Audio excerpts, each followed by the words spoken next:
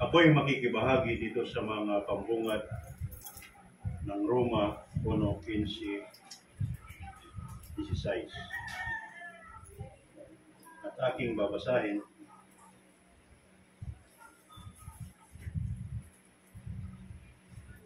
Kaya't sa ganang akin, nasasabik din akong ipangaral ang Ebanghelyo sa inyong mga nasa Roma, sapagkat hindi ko ikinahihiya ang Ebanghelyo, sapagkat ito ang kapangyarihan ng Diyos para sa kaligtasan ng bawat sumasampalataya, unay sa Hudyo at gayon din sa Griego. Mga inibig ko sa unang talata, kung ating tatalastasin, ito'y isang tawag ng pagmimisyon. Si Apostol Pablo ay wala dyan sa Roma, nasa ibang buo. Katulad natin ngayon, mga inibig ko. Kapag dumarating ang panahon ng oras ng ganapan, ito rin ang kanilang ginagawa upang ipahayag. Ang nasasabik naman ito, mga inibig ko, kayong mga tinatakan at yung mga tinawag noong unang panahon. Bakit nasasabik, mga inibig ko? Ibig sabihin may bunga. No? May bunga. Taliwas doon sa pangalawang talata na sinasabi, hindi ko ikinahihiya. Pagka sinabing ikinahihiya, mga inibig ko, ito isang babala. Paalaala doon sa mga tinawag o kapwa ko tinawag sa espiritu at katotohanan, no? Na ang pananampalataya na ito, kung bakit ikinahihiya na walang bunga, ito ay patay, mga inibig ko. Ano ang ebanghelyo nito, mga inibig ko? Hindi lamang ang ebanghelyo dito, no? Sa ating pinagpipisanan sa aklat ng Biblia, no? Ang ebanghelyo nito, mga inibig ko, ito ay ebanghelyo mo. Kung ano na ang nagawa sa iyo ng Espiritu. Kapatid na Maris, pang-8 anibersaryo na niyo po ito, anong mga kapangyarihan ng Diyos ang iyong nalasap? Yun ang ebanghelyo na dapat natin ibahagi.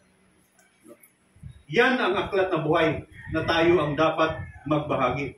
Na hindi dapat natin ikahiya. Anong ibig sabihin ng ikahiya na ito? Huwag nating isarili. No?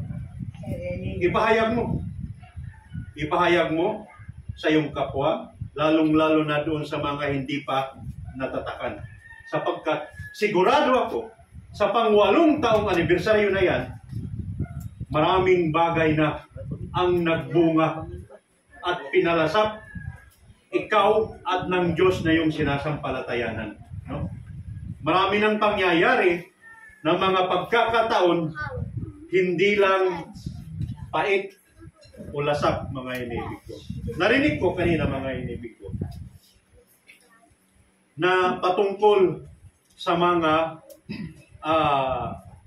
pag-iibanghilyo ng matitigas at saka ng malalambot, mga inibig ko. No? Subukan nyo rin, mga inibig ko, kumain ng matitigas. Sapagkat ang buhay natin, mga inibig ko, ay hindi lang puro matamis, mga inibig ko. No? Katulad ng sinasabi dito sa mga Marcos 8:38. Kumain natin.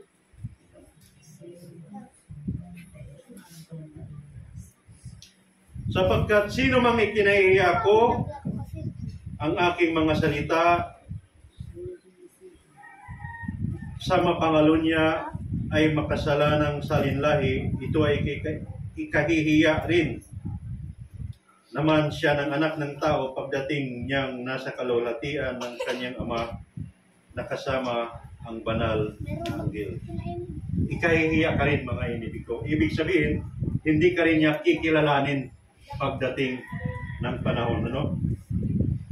Mga inibig ko, tayo na nga ang aklat na buhay. No? Marami ng mga pangyayari na ating nalasap sa pananampalatayang ito.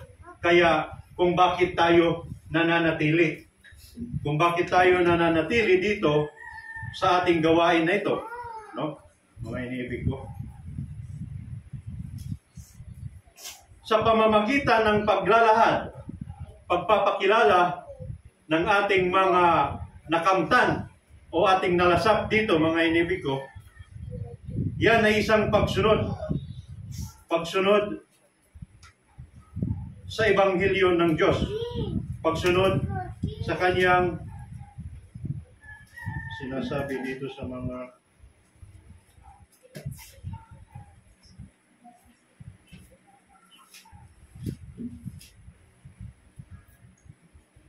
dito sa mga 2 Timoteo 1:8, huwag mong ikahiya ang pagpapatotoo sa ating Panginoon ni sa akin na bilanggo niya, kundi makipagtiis ka alang-ala sa Ebanghelyo ayon sa kapangyarihan ng Diyos.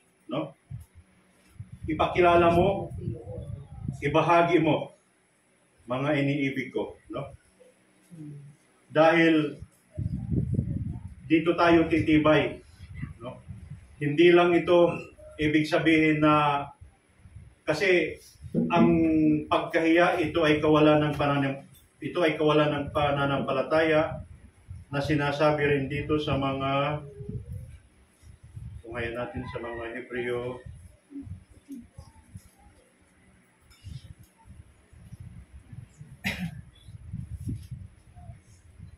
ito. Mga Hebreo 11:6. At kung walang pananampalataya ay hindi maaring kalugdan ng Diyos, sapagkat ang sino man lumalapit sa Kanya ay dapat sumasampalatayang may Diyos at siya ang tagapagbigay gantimpala sa mga masigasig na umahanap sa Kanya. No? Ikinahiya at saka di kinalulugdan. No? Ang walang pananampalataya, no? Huwag mong ikahiya ang Ebanghelyo. No? No? Ito yon mga iniibig ko. Na ang sino man na walang pananampalataya ay di maaaring kalugdan ng Diyos. Sapagkat kung isasalaysay ko mga iniibig ko, kaya kung bakit ako nananatili sa pananampalatayang ito, sapagkat sinasabi nga dito sa mga Santiago 1:6, ano? Santiago 1:6. Ngunit humingi siyang may pananampalataya na walang pag-aalinlangan, sapagkat ang nag-aalinlangan ay katulad ng alon ng dagat na hihipa na pinapadpad ng hangin. No? Humingi na siya ng may pananampalataya mga inibig ko, sapagkat dito sa panalangin, dito sa pananampalataya ito, dito natin nakakamtan ang lahat nating mga panalangin. Doon napipitas natin ang bunga ng ating pag-aayuno, ng ating pakikipag-isa, ng ating pakikipag-niig, no? Pakikipag-usap, yung pakikipag-isa sa oras ng itinakda, no? Ng ating na itinuro sa atin ng pag-aayuno, no? Dito natin napipitas ang bunga o nalalasap ang gantimpala, no? Na pagdating ng araw, mga inibig ko, pagka yan ay nilob sa tamang panahon, mga inibig ko, kung ano man ang iyong mga kahilingan, mga inibig ko, yan ang gantimpala, no? Sa inyong pakikipag-isa, kung ano man ang iyong ibig, kung ano man ang iyong mga kahilingan, mga inibig ko, yan ang isang uri ng pananampalataya natin. Pumupunta tayo dito dahil sa gantimpala, no? Huwag tayong mamili ng malambot lang o huwag mong tanggapin na matisod ka, kapatid. No? Subukin mo rin ang iyong sarili. Huwag mong tanggapin na sasabihin mo na kung ikaw ay hindi lahat ng panahon, mga inibig ko, hindi tayo naglalakad dito ng puro buhanginan. May lubak-lubak din ng may mga daanan din tayo na hindi rin nakaya rin, no? Nakaya rin ayon din sa ating pananampalataya. Pero huwag kayong matakot mga inibig ko. Sapagkat sinasabi dito, no, sa mga 1 Santiago 6, ngunit humingi siya may pananampalataya, no? Sapagkat kung hihingin mo yun, Ama, ganito, bla bla bla, mahirap, medyo matigas sa akin. Hingian mo ako ng karunungan. No? Sa preceding verse dito sa mga 1:5, sinasabi, ngunit kung ang sino man sa inyo ang nagkukulang ng karunungan, humingi siya sa Diyos. No? Wag mong lagyan ng limitasyon ng iyong sarili, mga inibig ko. Kasi ang Diyos na iyong sinasampalatayanan ay walang umpisa at walang katapusan. No? Ang mabuti na ating natatanggap, ito ang bunga. Pero saan ang galing ang mabuti? Sa masama. Lumilitaw ang mabuti dahil sa masama. Nagkakaroon ng masama dahil sa mabuti. Mga iniibig ko. Balanse.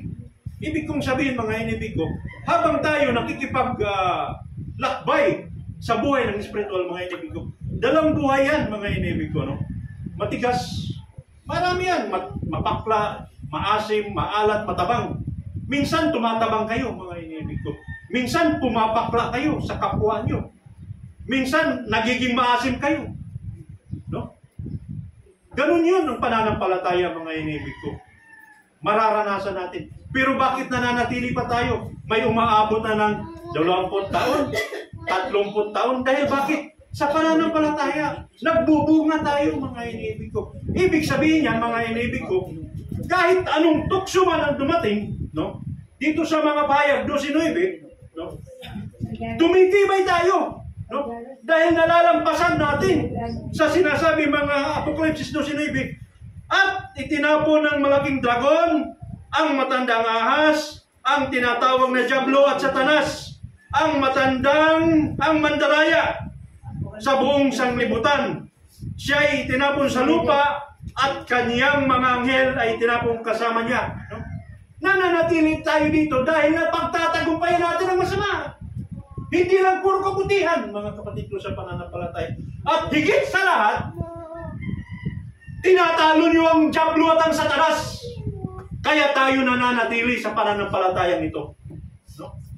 Huwag kayong mamili. Subukin nyo rin ang sariling kumain ng bato. Pero kung kayo'y nagkukulang, anong sinasabi sa mga Santiago 1:5, humingi kayo ng karunungan. Lakasanin yung pananampalataya.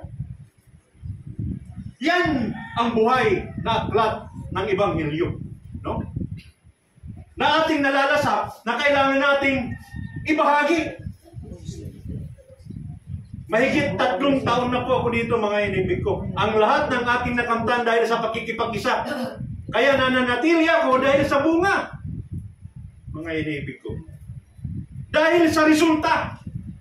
Magandang resulta. Hindi naman lahat maganda. No? May masama din, mga inibig ko. Pero, ang mahalaga doon, hindi ko ikinahihiya ang pagpahayag sa aking kapwa, lalong-lalo na doon sa labas na hindi pa tinatakan ng Espiritu Santo. No, mga inibig ko. Ito'y paalala at babala na ang inyong nalasap dito ay ibahagi doon sa ibang bakod. Ito'y isang uri ng pagmimisyon, pagtugon, pagpahayag ng Ebanghelyo na kung paano na tayo naging ganito. Kung sino na tayo, mga inibig ko. No? Magandang oras at magandang gabi.